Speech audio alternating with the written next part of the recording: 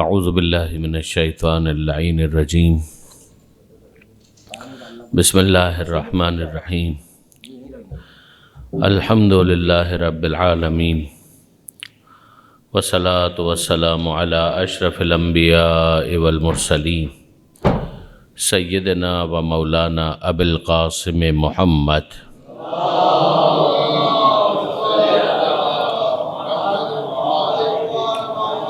وأہل بیتہ الطیبین الطاہرین المعصومین المظلومین المنتجبین المنتخبین المیامین لا سیما علی الامام المنتظر والحجة الثانی عشر الذین اذهب اللہ عنہم الرجس وطہرہم تطہیرا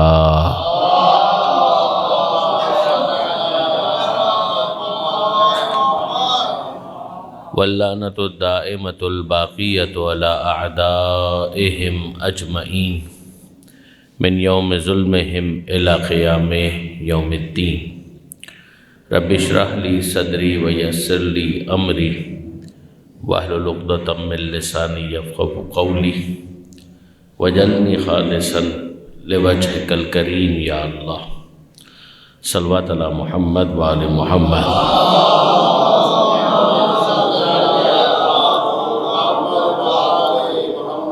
اما بعد، سب سے پہلے میں اپنے آپ کو اور آپ سب کی خدمت میں تقوی کی نصیحت کرتا ہوں، تاکید کرتا ہوں اس دعا کے ساتھ کہ پروردگار عالم ہم سب کو اپنی زندگیاں، اپنے معمولات، اپنے گھر، اپنے کاروبار، اپنے نوکری کے مکان کو اور ہر جگہ کے جہاں سے ہمارا کوئی بھی تعلق ہوتا ہے، جہاں پر ہم اپنی زندگی کے شب و روز گزارتے ہیں، وہاں پر تقوی کی رعایت کرتے ہوئے، خوف خدا کے ساتھ خدا کو حاضر ناظر جانتے ہوئے اپنی زندگیاں گزارنے کی توفیق عطا فرمائے۔ یہ وہ چیز ہے کہ جس کے نتیجے میں ایک انسان اپنے طور پر کم سے کم ایک اینٹی وائرس ڈیولپ کر لیتا ہے۔ اگر ہر شخص اپنے اندر اس طرح کا ایک اینٹی وائرس ڈیولپ کر لے کہ جس کے نتیجے میں شیطان کی انٹری بین ہو جائے اور اندر موجود جو مسائل نفس ہمارا کے ہیں ان کو وہ خود سے ایڈریس کرنا شروع کرے، تو آپ اندازہ کر سکتے ہیں کہ معاشرہ کتنا بہتر ہو سکتا ہے، معاشرہ کتنا خوبصورت ہو سکتا ہے۔ کہ اگر کوئی شخص ہے وہ بازار میں جائے تو اس کو یہ یقین ہو کہ کوئی میرے ساتھ فراڈ نہیں کرے گا۔ اگر وہ اپنے گھر میں اپنے گھر والوں کے ساتھ کوئی چیز ڈسکس کر رہا ہے تو گھر والوں کو اس بات کا یقین ہو کہ یہ ہم سے مخلص ہے، یہ ہم سے کسی طرح کی کوئی چیٹنگ نہیں کرے گا۔ ورنہ آپ جانتے ہیں کہ اگر یہ ٹرسٹ لیول ڈیفیسٹ میں تبدیل ہو جائے تو پھر اس کا نتیجہ کیا نکلتا ہے؟ اعتماد کا فقدان ہوتا ہے، کوئی دوسرے پر بھروسہ نہیں کرتا اور اس کے نتیجے میں ایک کیوس کی صورت معاشرے کے اندر نظر آتی ہے۔ اگر طلاق کے ریٹ زیادہ ہوتے ہیں اس کی بھی بنیادی وجہ یہی ہے کہ تقوی معاشرے کے اندر نہیں ہوتا، اور اگر کاروبار کے اندر فراڈ ہوتا ہے تو اس کی وجہ بھی یہی ہے کہ وہاں پر تقوی کا ایلیمنٹ مفقود ہم کو نظر آتا ہے۔ اس بات کو میں ریلیٹ کرنا چاہوں گا آج کی اس دوسری مناسبت کے ساتھ، جو کہ یوم ولادت ہے حضرت خاتون جنت بی بی فاطمہ زہرا سلام اللہ علیہا۔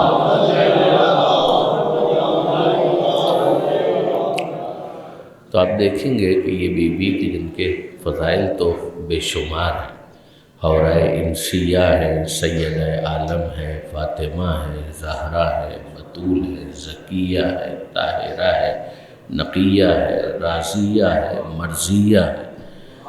کتنے تو نام ہیں خاتون جنت کے کہ جو احادیث کی کتابوں کے اندر بیان ہوئے، لیکن جناب سیدہ کے فضائل لامتناہی ہونے کے باوجود جب ہم قرآن مجید میں دیکھتے ہیں تو سورہ دہر ایک عجیب سورہ ہمارے سامنے آتا ہے کہ جو 29ویں پارے کا سیکنڈ لاسٹ سورہ ہے، سورہ دہر، اور جس کو سورہ انسان بھی کہا گیا،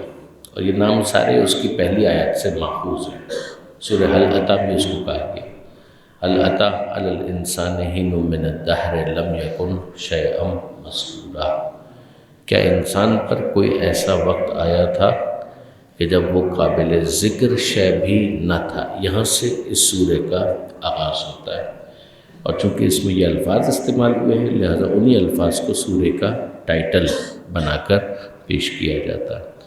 اب یہاں پر جو سوال ہے اس سوال کا جواب بڑا سیلف ایکسپلینیٹری ہے، یعنی کون ہے کہ جو اس بات کا انکار کر سکتا ہے کہ مجھ پر کوئی ایسا وقت نہیں آیا تھا کہ جب میں قابل ذکر شے ہی نہیں تھا۔ ہر ایک کے شناختی کارڈ میں لکھا ہوا ہے، یہ ہے تاریخ ولادت۔ تو تاریخ ولادت کا ثبت ہونا اس بات کی دلیل ہے کہ اس سے پہلے کم سے کم یہ اس دنیا کے اندر موجود نہیں تھا۔ تو اب یہاں جو اس کا جواب ہے وہ انسان کو سوچنے پر مجبور کرتا ہے کہ جب میرے معاملے میں ایسا ہے کہ کوئی ایسا وقت تھا کہ جب میں قابل ذکر شے نہیں تھا، تو کوئی تو ایسا قابل ذکر تھا کہ جس نے مجھے عدم کے پردے سے وجود کی نعمت سے سرفراز کیا، اور وہ ایسا ہے کہ جو ہمیشہ سے قابل ذکر تھا۔ اس لیے کہ اگر وہ بھی قابل ذکر نہیں تھا تو پھر کوئی اور ایسا ہونا چاہیے کہ جو قابل ذکر ہو۔ تو یہ پروردگار عالم نے بہت ہی عمدگی کے ساتھ ایک جملے کے اندر اس بات کو سمجھایا ہے کہ تم خدا کے بارے میں بات کرتے ہو کہ خدا ہے یا نہیں، تم اپنے بارے میں سوچو کہ تم ہمیشہ سے تھے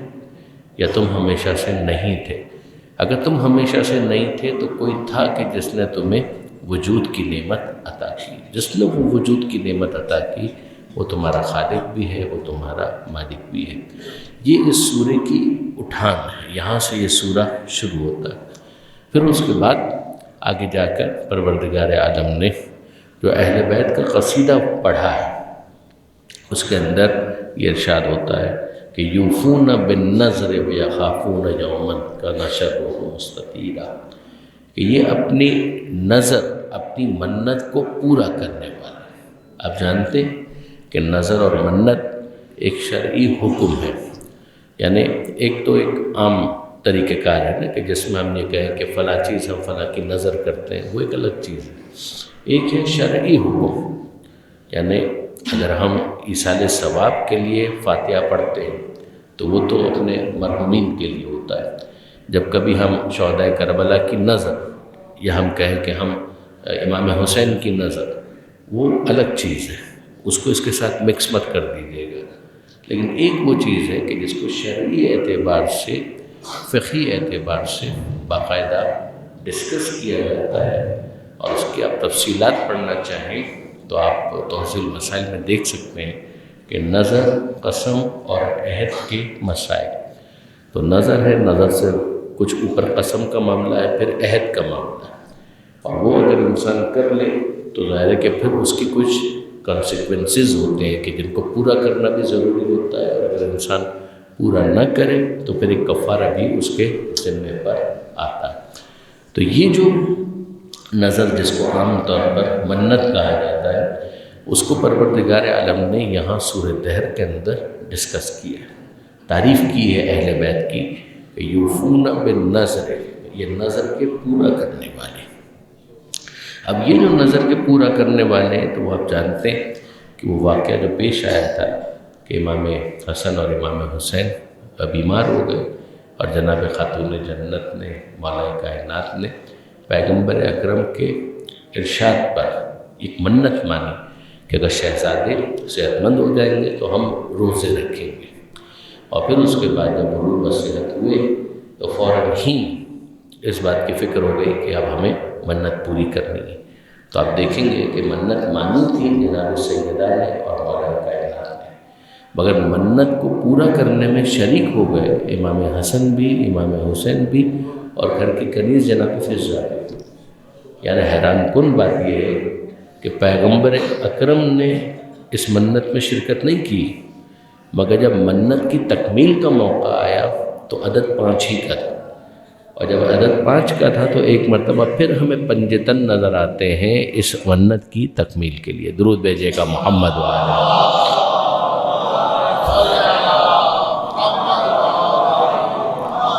جو خاص میں نقطہ آپ کی خدمت میں گزارش کرنا چاہ رہا ہوں وہ یہ ہے کہ جب انہوں نے منت کی تکمیل کے لیے ارادہ کر لیا کہ اب ہم کو روزے رکھیں،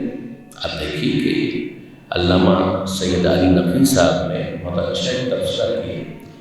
وہ فرماتے ہیں کہ یہ وہ ہیں کہ جن کے صدقے میں لوگوں کو شفا ملتی ہے۔ اگر یہ تو فقط ہاتھ اٹھا دیتے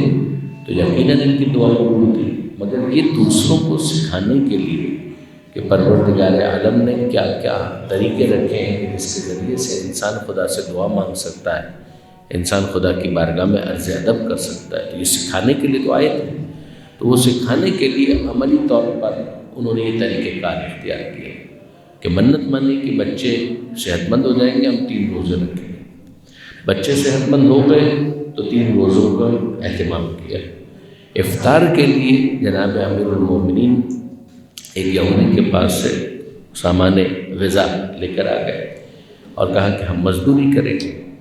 تو یہاں پر سامان غذا موجود ہے۔ پہلا روزہ مکمل ہوا، کھانے کی جو چیزیں تھیں وہ تیار ہوئی، اور افطار کے موقع پر آپ جانتے ہیں کہ جو آیت کے اندر ترتیب ہے اسی ترتیب سے کہ یطعمون الطعام علی حبہ مسکینا و یتیما و اسیرا، کہ پہلے دن مسکین آیا اور اس نے کہا کہ میں مدینہ کے مساکین میں سے مسکین ہوں، اور سب نے اپنی روٹیاں اس کے حوالے کر دی۔ پھر اس کے بعد جب دوسرے دن یہی نوبت آئی کہ افطار کا وقت آیا تو سامان غذا جو تیار تھا اس سے پہلے یتیم نے آواز لگائی کہ میں مدینے کے یتیموں میں سے ایک یتیم، اور سب نے اپنی روٹیاں اس کے حوالے کر دی۔ اور تیسرے دن اسیر کی بات ہے کہ جب اسیر نے آ کے یہی صدا لگائی کہ میں اسرائے مدینہ میں سے ایک اسیر ہوں۔ یہ آپ حیران مت ہوئیے گا، اس زمانے میں باقاعدہ جیل خانے نہیں ہوتے تھے۔ آج بھی بعض افراد نے مجھے متوجہ کیا تھا کہ افغانستان وغیرہ میں ایک عرصے تک یہی رہا، اب تو شاید وہاں پر بھی جیل خانے وغیرہ بن گئے، ورنہ ایک اوپن جیلز کا کانسیپٹ ہوتا تھا۔ اوپن جیلز کا مطلب یہ ہوتا تھا کہ مثلاً کوئی زنجیر ہے یا کوئی بھی ایسی چیز اس کے ساتھ باندھ دی گئی اور ایک بھاری پتھر ہے وہ اس کے ساتھ لگا ہوا ہے، تو اب زنجیر کے ساتھ وہ بھاری پتھر ہے، اس پتھر کو اٹھا کر اس نے چلے جانا، کہیں پر بھی وہ جا سکتا ہے۔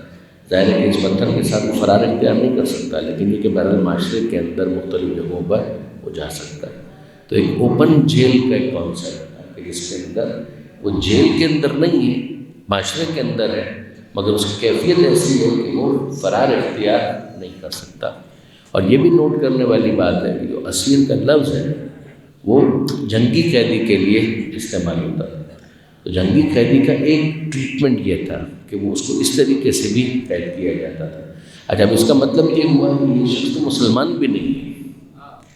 یہ مسلمان بھی نہیں ہے کہ جس نے آ کر، یعنی وہ فرشتوں والا جو پہلو ہے وہ اپنی جگہ پر، مگر الظاہر اگر آپ دیکھیں تو یہ شخص تو مسلمان بھی نہیں ہے، لیکن یہ بھی آ کر اگر اپنی بھوک کا تذکرہ کرتا ہے تو سیدہ عالم کا گھرانہ تڑپ جاتا ہے۔ اور تیسرے روزے کے موقع پر وہ آیا ہے اور وہاں پر حق انسانیت کو پیش نظر رکھتے ہوئے پھر ایک مرتبہ اہل بیت نے اپنے حصے کی روٹیاں اس کو دے دی، اور پھر اس کے بعد پروردگار عالم نے تعریف کی کہ یطعمون الطعام علی حبہ مسکینا و یتیما و اسیرا، کہ یہ اللہ کی محبت میں بھوک کے باوجود مسکین کو کھلاتے ہیں، یتیم کو کھلاتے ہیں اور اسیر کو کھلاتے ہیں۔ بھرے پیٹ پر بھی کسی کو کھلا دینا ایک نیکی کا کام ہے، اس میں کوئی شک نہیں کہ اگر ایک انسان ہے اس کا پیٹ بھرا ہوا ہے لیکن وہ کسی دوسرے بھوکے کے لیے غذا کا انتظام کر دے، ایک اچھا عمل ہے۔ لیکن آپ غور کیجئے کہ ایک انسان خود بھوک سے مضطرب، نہ فقط یہ کہ وہ خود بھوک سے مضطرب ہے بلکہ اس کے جو گھر والے ہیں وہ بھی بھوک سے مضطرب ہیں، اور پھر اس کے بعد کیفیت یہ ہو کہ وہ اپنی روٹیاں ایک دفعہ نہیں 2 دن 3 دن ان غریبوں کے درمیان تقسیم کر رہے ہیں، کہ یہ تقویٰ کی ایک بہت اعلیٰ مثال ہے کہ جو اخلاقیات میں ایثار کے ساتھ جڑ جاتی ہے۔ ایثار اسی کو کہتے ہیں کہ انسان خود پر دوسروں کو ترجیح دے، وہ اہلیت نے یہاں پر کر کے دکھایا۔ اب وہ جو خاص چیز جس کی طرف میں اپنے سامعین کو متوجہ کرنا چاہوں گا علامہ سید علی رفیع صاحب کے حوالے سے، کہ وہ یہ فرماتے ہیں کہ آپ ذرا اندازہ کریں کہ 3 دن کا جو غذا کا سامان تھا وہ تو امیر المومنین پہلے ہی لے آئے تھے، تو پھر اس کے بعد یہ پر ہوا کہ جناب سیدہ جب پہلے افطار کا وقت آیا تھا تو پہلے دن افطار کے موقع پر جب دے دیا سامان افطار کسی مسکین کو، تو اسی وقت وہ دوسرے جو سامان غذا کا وہ موجود ہے تو روٹیاں پک سکتی ہیں، مگر جناب سیدہ نے اگلے دن کا انتظار کیوں کیا؟ یہ امپورٹنٹ سوال ہے، آپ نوٹ کریں کہ یہ بہت امپورٹنٹ سوال ہے کہ جناب سیدہ اگلے دن کا انتظار کیوں کر رہی ہے؟ پھر اس کے بعد جب اگلے دن افطار کے موقع پر روٹیاں یتیم کو دے دی تو پھر اس کے بعد تیسرے دن کا انتظار کیوں کیا جائے؟ جبکہ سامان موجود ہے، جو موجود ہے، اس کو پیس کر آٹا بنایا جا سکتا ہے اور اگلے دن یہ کام کیا جا رہا ہے، مگر اسی دن یہ کام کیوں نہیں کیا گیا؟ یہ بہت اہم سوال ہے کہ جس کو حضرت علامہ نے ریز کیا، اور پھر اس کے بعد وہ اس کا جو جواب دیتے ہیں وہ بھی بہت امپورٹنٹ ہے۔ ان کی طرف سے جو جواب دیا گیا وہ یہ کہ بے شک عام انسان کی ذمہ داری کے اعتبار سے دیکھا جائے تو اس کی گنجائش ہے، مگر گھرانہ کون سا گھرانہ؟ یہ اہل بیت کا گھرانہ۔ امیر المومنین نے 3 دن مزدوری کا وعدہ کیا ہے کہ میں 3 دن مزدوری کروں گا اس جو کے بدلے میں۔ تو پہلے دن جب جو لے کر آ گئے تھے تو جو امانت تھے، پہلے دن جب امیر المومنین 3 دن کا سامان غذا لے کر آئے تھے تو وہ آل محمد کا گھرانہ اس سامان غذا کو امانت سمجھتا ہے کہ یہ امانت ہے۔ جب پہلے دن امیر المومنین نے مزدوری کر لی تو شام کا وقت وہ تھا جب پہلے دن کی مزدوری ہو چکی، اب اس پہلے دن کی مزدوری کے بقدر جتنا عوض بن سکتا تھا اتنے جو کو جناب سیدہ نے پیس کر آٹا بنایا اور اس کی روٹیاں تیار کی۔ اب جو باقی سامان غذا موجود ہے وہ ہے، لیکن جناب سیدہ جب تک مزدوری نہ ہو جائے اس وقت تک اس کو آٹا بنانے کے لیے تیار نہیں۔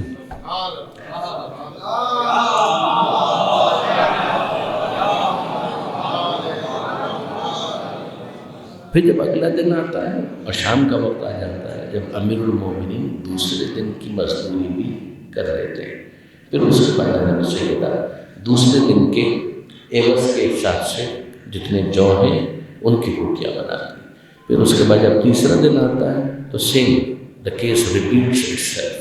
اور اس کے بعد پھر واپس سے روٹیاں تیار ہوتی ہیں۔ اب اگر کوئی فقہی مسئلہ پوچھے کہ جناب اس سے ہم لے کر آئے ہیں، ہمارا وعدہ ہو گیا ہے، تو کیا ہم اس کی روٹیاں نہیں بنا سکتے؟ آپ بنا سکتے ہیں۔ جب آپ ادھار لیتے ہیں تو اس کو کنزیوم کرنے کے لیے آپ لیتے ہیں، ٹھیک ہے وہ آپ کر سکتے ہیں، مگر مسئلہ یہ ہے کہ مومنین میں اور امیر المومنین میں فرق ہوتا ہے، متقین میں اور امام المتقین میں فرق ہوتا ہے۔ یہی معاملہ کہ عام خواتین تو کنیز زہرا ان میں اور فاطمہ زہرا میں فرق ہوتا ہے، تو یہ فرق تو بہرحال ان کو ملحوظ خاطر رکھنا ہوگا۔ بعض کو اتنا ہائی کیا ہے آل محمد نے کہ اس کے بعد دوسروں کے لیے اپنے آپ کو ان کا غلام اور ان کی کنیز کہلوانا ہی سب سے بڑا شرف بن جاتا ہے۔ یہ بات یاد رکھیے گا کہ انہوں نے اس طرح سے کر کے دکھایا۔ اب ہم سے تقاضا اس بات کا ہے کہ کم سے کم اپنے آپ کو حرام سے تو بچاؤ، کم سے کم اپنے واجبات تو پورے کرو۔ یہ واجب اور حرام کا جو معاملہ ہے کم سے کم اس کی رعایت کر لو، اتنا تقویٰ تمہارے اندر آ جائے تب بھی تمہارا معاشرہ بہت حسین اور بہت خوبصورت بن جائے گا۔ جہاں سے میں نے بات کو شروع کیا تھا وہیں سے اس بات کو کریکٹ کرتے ہوئے اس پہلے خطبے کو مکمل کرنا چاہتا ہوں۔ بسم اللہ الرحمن الرحیم، انا اعطیناک الکوثر فصل لربک وانحر ان شانئک هو الابتر۔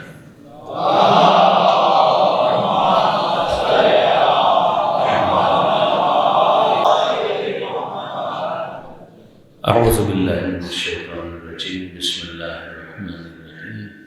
الحمد للہ رب العالمین، والصلاة والسلام علی اشرف الانبیاء والمرسلین، سیدنا و مولانا ابی القاسم محمد۔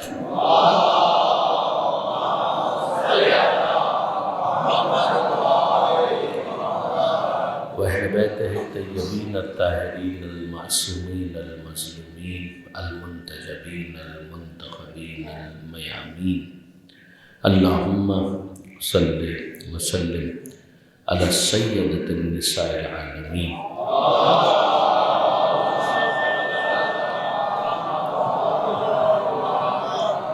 اللہم صلی وسلم علی امیر المؤمنین علی بن ابی طالب۔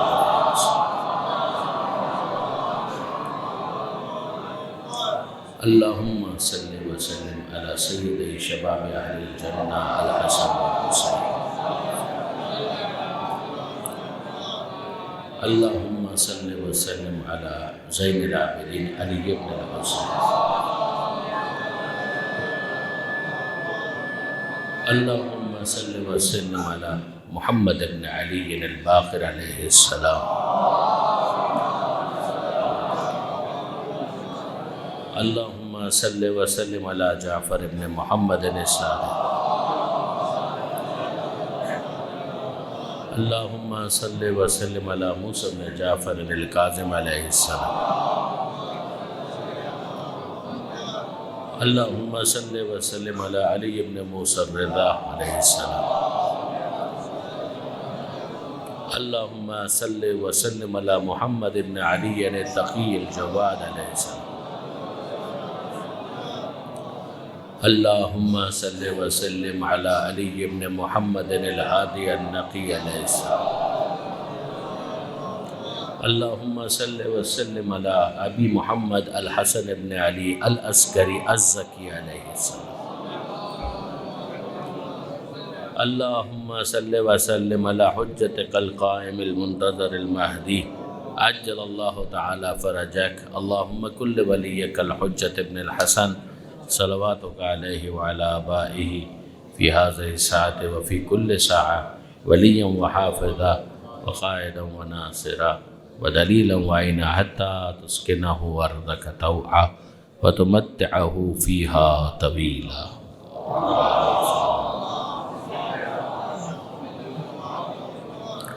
اما بعد، ایک مرتبہ پھر میں اپنے آپ کو اور آپ سب کو تقوی کی نصیحت کرتا ہوں، وصیت کرتا ہوں،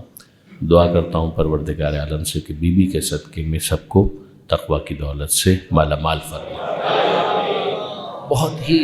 یہ اہم واقعہ ہے جو خاتون جنت کی ولادت کے حوالے سے بہت ہی اہم واقعہ ہے، اس میں کوئی شک اور شبہ نہیں،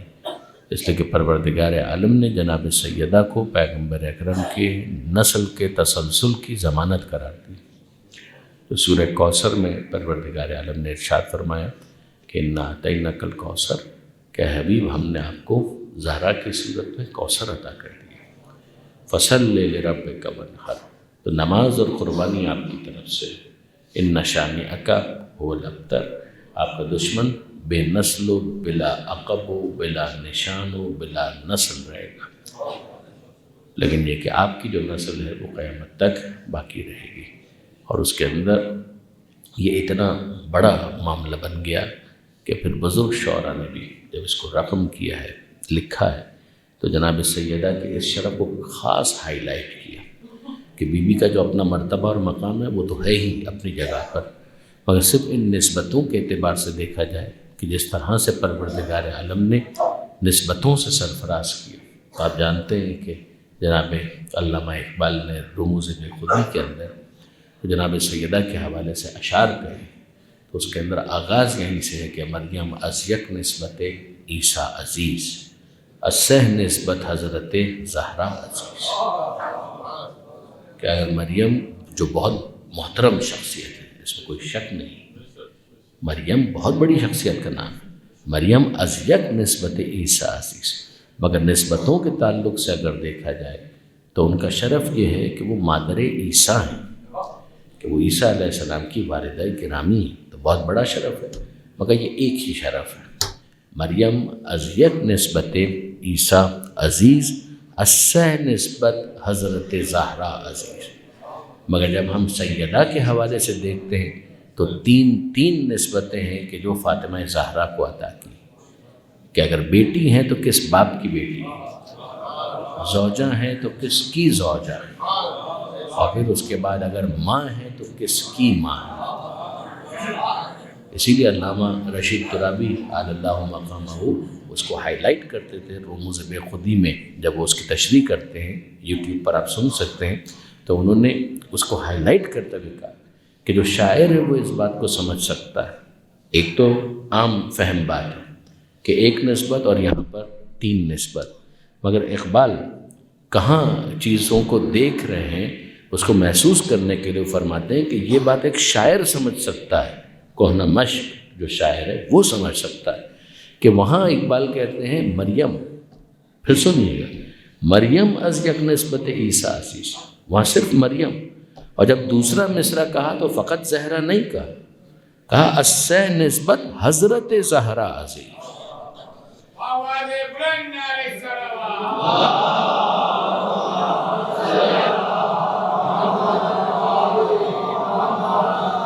اسی لیے پھر جناب سیدہ کے حوالے سے کہا گیا مریم کبریٰ، فخر مریم خاتون جنہ، پیغمبر اکرم خود یہ ارشاد فرماتے ہیں کہ کانت مریم و سیدۃ نساء زمانہا، کہ جناب مریم اپنے زمانے کی عورتوں کی سردار ہے۔ اما ابنتی فاطمہ، جہاں تک میری بیٹی فاطمہ کا تعلق ہے تو زمان و مکان کی کوئی قید ہے، اولین اور آخرین میں کوئی خاتون اس وقت تک جنت میں جا نہیں سکتی جب تک تحت سیادت فاطمہ زہرا ہے۔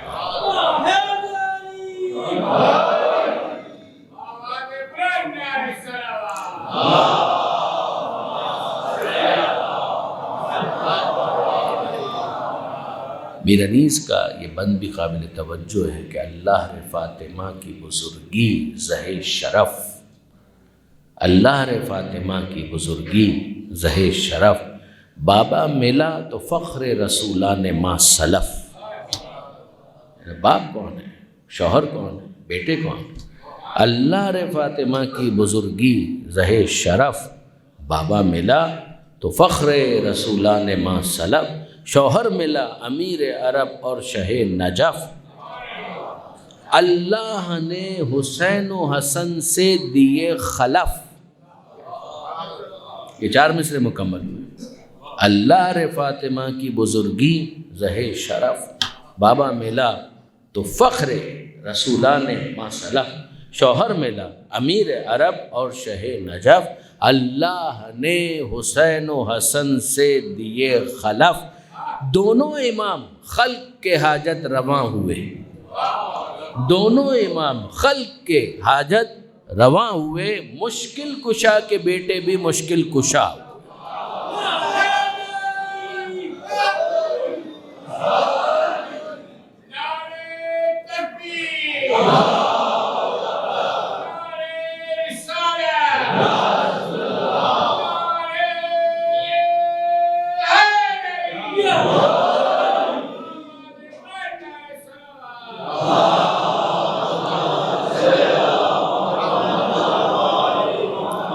اور یہ ایک اور بند بھی میں آپ کی خدمت میں ضرور عرض کروں گا، میر انیس ہی کا ہے، یعنی یہ تعلق نسبت کے حوالے سے، پھر اس کے بعد جو جناب سیدہ کا اپنا مرتبہ اور مقام ہے اس کو ڈسکس کرتے ہوئے جناب میر انیس سرنڈر کرتے ہیں، وہ کہتے ہیں میری ہمت ہی نہیں ہے کہ میں زہرا کے بارے میں، سیدہ کے بارے میں کچھ لکھ سکوں، تو اس کے بارے میں وہ ارشاد فرماتے ہیں ہاں اے زباں خاموش ادب کا ہے یہ مقام، یعنی انسان کیسے بیوی کے بارے میں کچھ بیان کرے گا، یا زبان سے، یا قلم سے، یا دل میں کچھ سوچے گا، یا اس کے دل و دماغ کے اندر کوئی خیال آئے گا، یا کوئی زبان پر بیان آئے گا، یا کچھ الفاظ ہوں گے کہ جس کو وہ قلم سے لکھے گا۔ تو میر انیس کہتے ہیں ہاں اے زباں خاموش ادب کا ہے یہ مقام، کوثر سے منہ کو دھو لے تو لے فاطمہ کا نام۔ تو زبان نجس میں اتنی طاقت کیسے آ گئی؟ کیا ہے تطہیر کی جو مرکزی شخصیت اس کا وہ ذکر کرے، ہاں اے زبان خاموش ادب کا ہے یہ مقام، کوثر سے منہ کو دھو لے تو لے فاطمہ کا نام، اے دل بجز درود نہ کچھ کیجیو کلام، یعنی وہ کہتے ہیں کہ میں دل کو اس بات کا اختیار نہیں دیتا کہ مزید کچھ سوچے، بس اتنا ہے کہ وہ درود پڑھ لے، اے دل بجز درود۔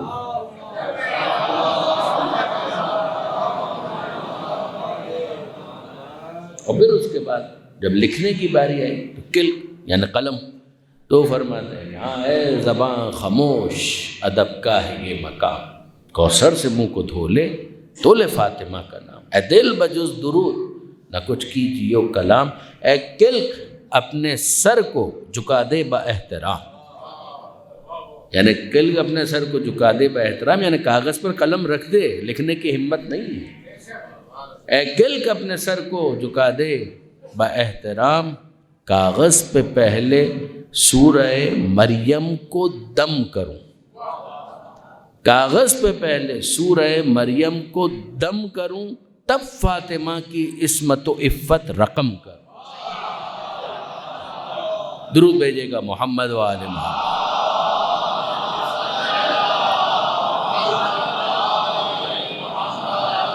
میں گزارش کروں گا اپنے نوجوان دوستوں سے، بچوں سے کہ دیکھیں آیہ تطہیر، آیہ مباہلہ، آیہ ولایت، آیہ مودت، سورہ حل عطا، سورہ دہر، کوئی ایک تفسیر ایسی ضرور سنیں یا پڑھیں کہ جس میں ان باتوں کی تفصیل آپ کو ملے گی۔ یعنی یقیناً انسان کا دل خوشی محسوس کرتا ہے جب آل محمد کا، اہل بیت کا کوئی دن آتا ہے، تو ہماری تو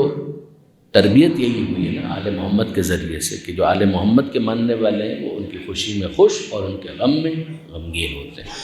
تو ابھی آپ دیکھیں گے کہ ظاہر ہے کہ یہ 20 جمادی ثانی کا دن، پھر اس کے بعد رجب کا مہینہ، تو رجب کے مہینے میں کئی ولادت ہیں، پھر اس کے بعد شعبان کا مہینہ، اور شعبان کے مہینے کے اندر کئی خوشیاں ہیں۔ تو جتنی تاریخیں ان مناسبتوں کے ساتھ آتی ہیں، میری گزارش ہے کہ ان مناسبتوں کے حوالے سے سیرت کی کوئی مختصر کتاب، میں آپ کو یہ نہیں کہتا کہ آپ 400 500 صفحے کی کتابیں اٹھائیں، ٹھیک ہے کوئی مختصر کتاب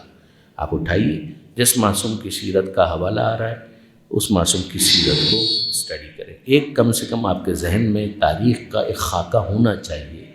کہ جس کے ذریعے سے پھر آپ آسانی کے ساتھ ریلیٹ کر سکیں، جب مسجد کے مجلس میں یا مسجد میں کوئی صاحب علم کوئی بات کہتا ہے تو آپ کے لیے اس کو ریلیٹ کرنا آسان ہوتا ہے۔ یہ کس زمانے کی بات ہو رہی ہے، کس جگہ کی بات ہو رہی ہے، کس شخصیت کی بات ہو رہی ہے، کون افراد ان سے متعلق تھے، کون ان کے محبین میں تھے، کون ان کے مخالفین میں سے تھے، مخاصمین میں سے تھے۔ انسان کو اتنا پتہ ہو تو پھر ظاہر ہے کہ مجلس میں آنے کا فائدہ دو چند ہو جاتا ہے، اس میں اضافہ ہو جاتا ہے۔ اسی طریقے سے قرآن مجید کی جو آیتیں میں نے ابھی آپ کو گنوائی ہیں، انسان کو چاہیے کہ ترتیب کے ساتھ ان آیتوں کو وہ پڑھے، پڑھنے کے بعد تفسیر کے اندر جائے، تھوڑا سا محنت کرے، تفسیریں اٹھائے اور اس کے اندر جو آل محمد کے فضائل کے رخ موجود ہیں ان کو اپنے پاس محفوظ کرے، یاد کرنے کی کوشش کرے۔ بہت بڑی شخصیت، بہت بڑی بیوی جناب سیدہ، یعنی میں کل اتفاق کی بات ہے، میں اتنا زیادہ ان چیزوں میں انوالو نہیں ہوتا، مگر میں دیکھ رہا تھا برادران اہل سنت کے ایک ہیں پیر، وہ خوش عقیدہ یعنی واقعاً اہل بیت سے محبت کرنے والے، جس کی وجہ سے ان کو بھی بہت زیادہ مخالفت اور دشمنی کا سامنا کرنا پڑا۔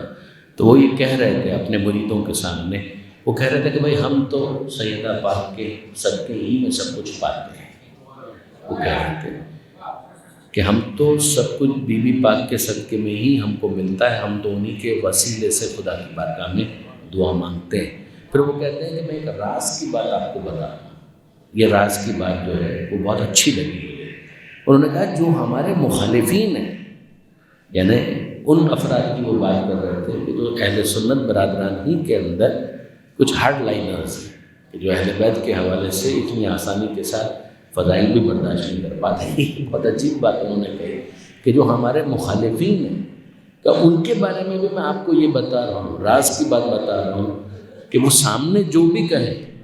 جب گھر میں کمرے میں جا کر تنہائی میں خدا سے بات کرتے ہیں تو اپنی دعاؤں کی قبولیت کے لیے پھر بی بی پاک کا ہی واسطہ دیتے ہیں۔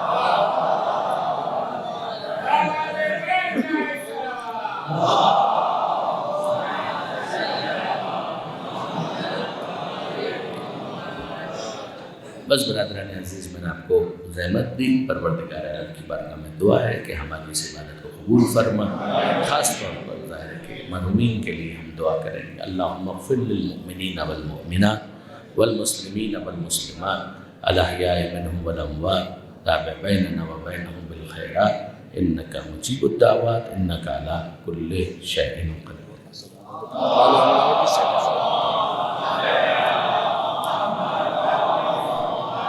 اور بہت صحیح متوجہ کیا کہ جناب اسد آغا صاحب معروف ان کی طبیعت ناساز ہے، ان کو ہٹ کیا گیا تھا، ٹارگٹ کیا گیا تھا۔ پروردگار عالم سے دعائیں کہ ہمارے تمام بیماروں کو، خاص طور پر ہمارے محترم نواں خان اسد آغا صاحب کو صحت کاملہ اور عاجلہ نصیب فرمائے۔ بسم اللہ الرحمن الرحیم انا انزلناہ فی لیلۃ القدر وما ادراک ما لیلۃ القدر لیلۃ القدر خیر من الف شہر تنزل الملائکۃ والروح فیہا بإذن ربہم من کل امر سلام ہی حتی مطلع الفجر۔